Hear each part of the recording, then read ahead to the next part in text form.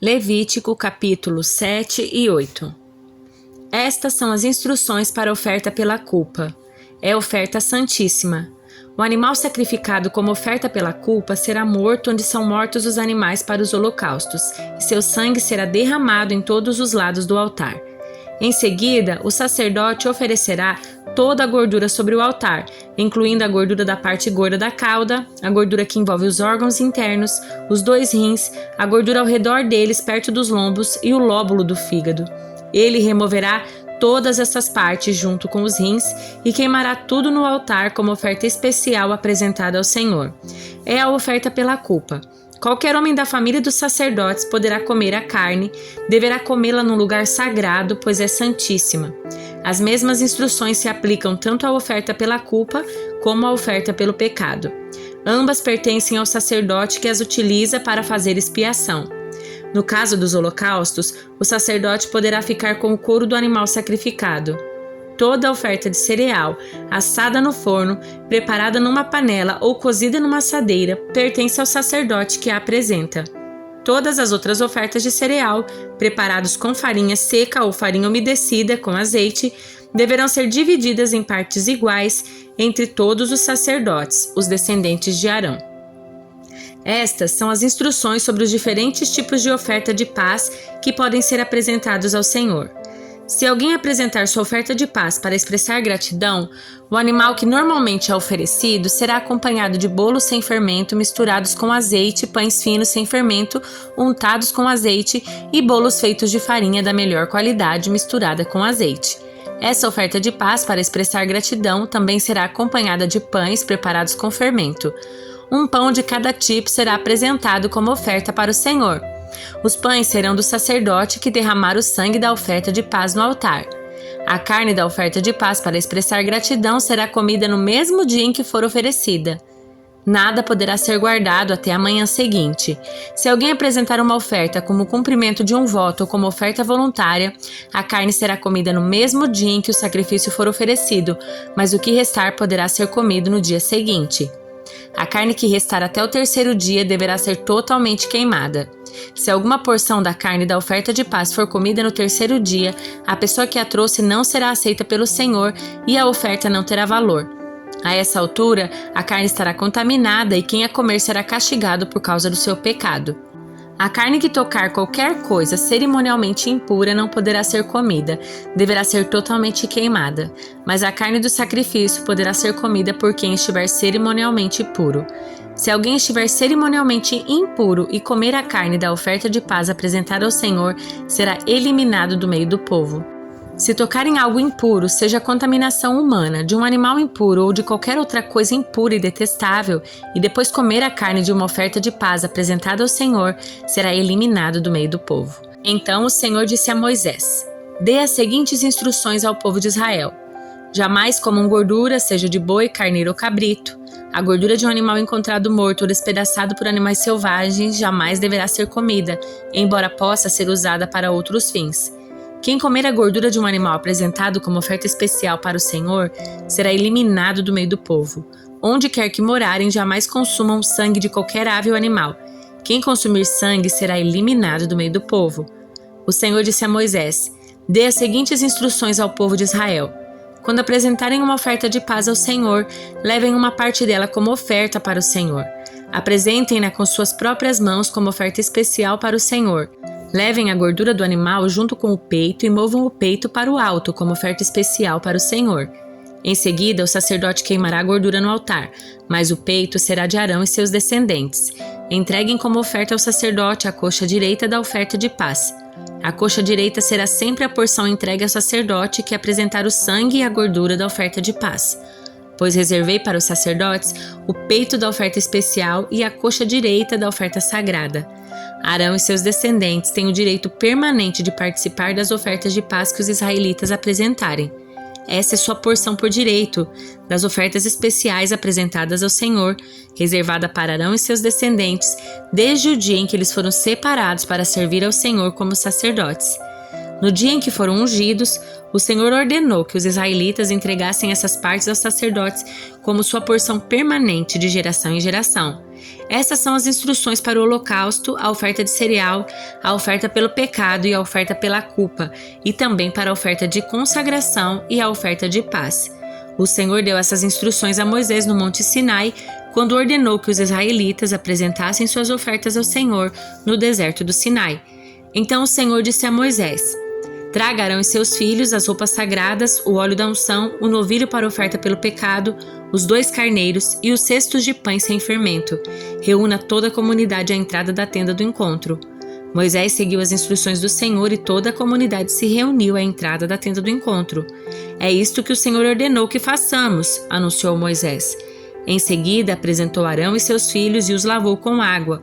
Colocou a túnica oficial em Arão e amarrou o cinturão ao redor da sua cintura.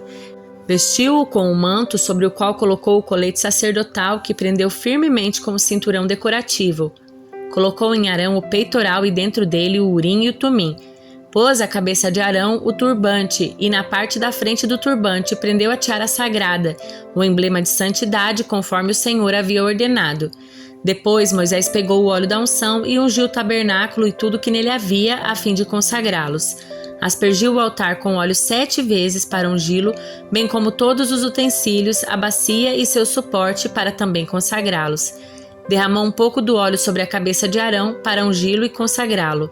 Em seguida, Moisés apresentou os filhos de Arão, vestiu-os com as túnicas, amarrou neles o cinturão e pôs-lhes na cabeça o turbante especial conforme o Senhor tinha ordenado. Então Moisés apresentou o novilho para a oferta pelo pecado. Arão e seus filhos colocaram a mão sobre a cabeça do novilho e Moisés o matou. Pegou um pouco do sangue e com o dedo colocou-o nas 4 pontas do altar, a fim de purificá-lo. O restante do sangue ele derramou na base do altar. Desse modo, consagrou o altar e fez expiação por ele.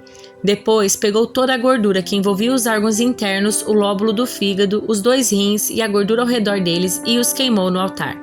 Pegou o restante do novilho, incluindo o couro, a carne e os excrementos, e os queimou num fogo fora do acampamento, conforme o Senhor tinha ordenado. Então, Moisés apresentou o carneiro para o holocausto. Arão e seus filhos colocaram as mãos sobre a cabeça do animal e Moisés o matou. Pegou o sangue do carneiro e o derramou em todos os lados do altar. Cortou o carneiro em pedaços e o queimou no altar, junto com a cabeça e a gordura. Depois de lavar os órgãos internos e as pernas com água, queimou todo o carneiro sobre o altar do holocausto. Foi um aroma agradável, uma oferta especial apresentada ao Senhor conforme o Senhor tinha ordenado. Então Moisés apresentou o outro carneiro, o carneiro da consagração. Arão e seus filhos colocaram as mãos sobre a cabeça do animal, e Moisés o matou. Pegou um pouco do sangue e o colocou na ponta da orelha direita, no polegar da mão direita e no polegar do pé direito de Arão. Depois, apresentou os filhos de Arão e colocou um pouco do sangue na ponta da orelha direita, no polegar da mão direita e no polegar do pé direito deles. O restante do sangue ele derramou em todos os lados do altar. Em seguida, pegou a gordura, incluindo a gordura da parte gorda da cauda, a gordura que envolve os órgãos internos, o lóbulo do fígado, os 2 rins e a gordura ao redor deles, bem como a coxa direita. Sobre essas partes, colocou um pão sem fermento, um pão de massa misturada com azeite e um pão fino untado com azeite, que tirou do cesto dos pães sem fermento que estavam na presença do Senhor.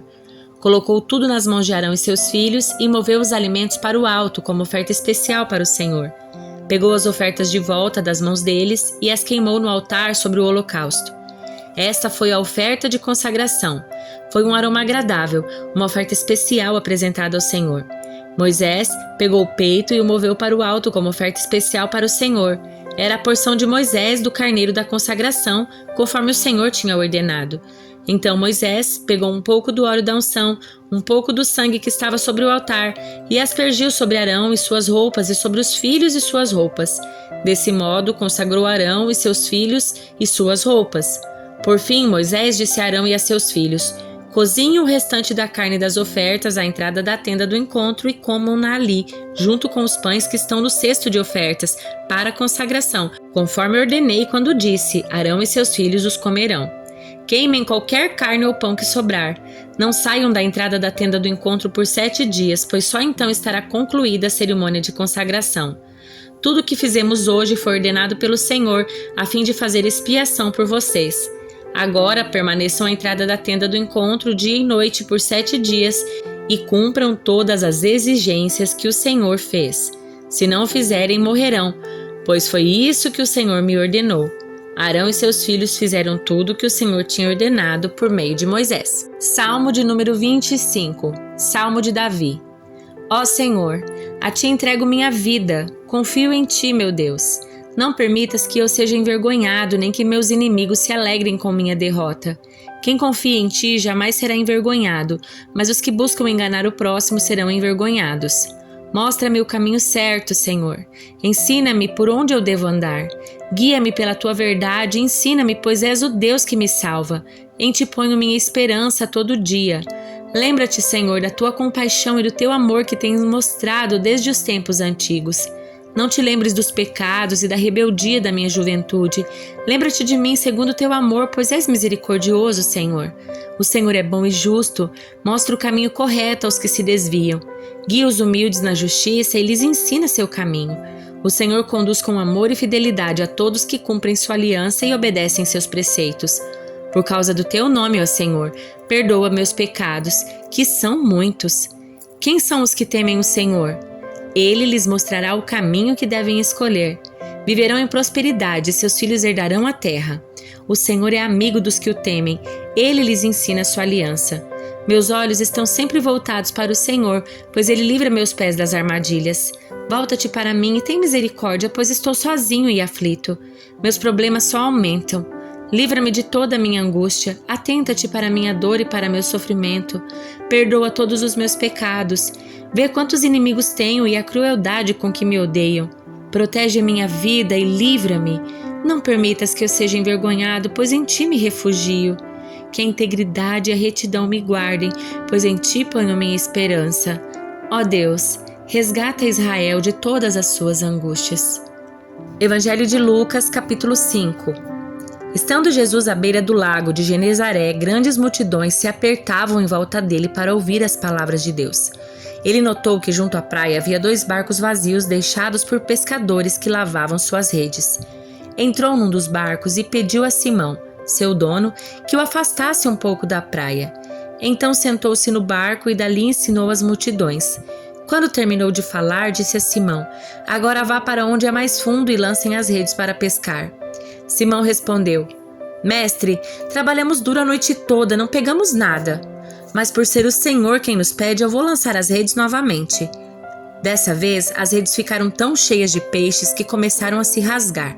Então pediram ajuda aos companheiros do outro barco, e logo os 2 barcos estavam tão cheios de peixes que quase afundaram.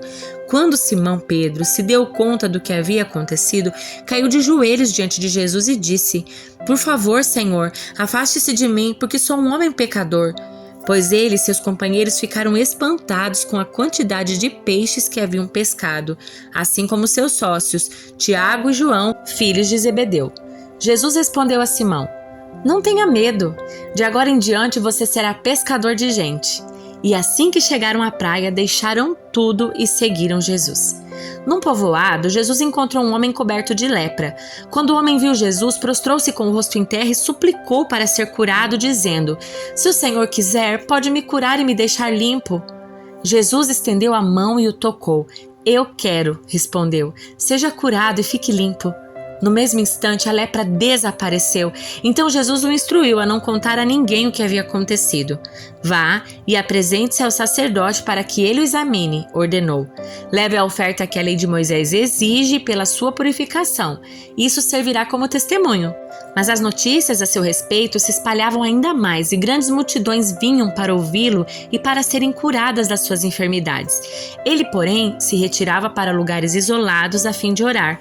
Certo dia, enquanto Jesus ensinava, alguns fariseus e mestres da lei estavam sentados por perto. Eles vinham de todos os povoados da Galileia, da Judéia e de Jerusalém, e o poder do Senhor para curar estava sobre Jesus.